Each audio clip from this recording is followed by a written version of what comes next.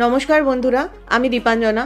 এই কলকাতার কনকনে শীতে সপ্তাহের ব্যস্ত দিনে শেষে রাতের খাবারই হোক আর ছুটির দিনে দুপুরবেলাই হোক, এক বাটি গরম গরম মাংস, এর কোনো তুলনাই নেই।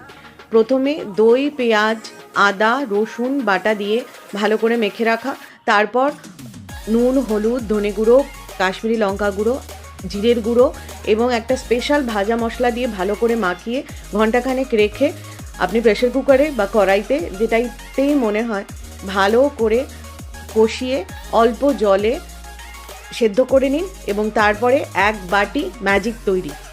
গরম ভাতের সাথে, রুটির সাথে, লুচির সাথে দারুণভাবে জমে যাবে।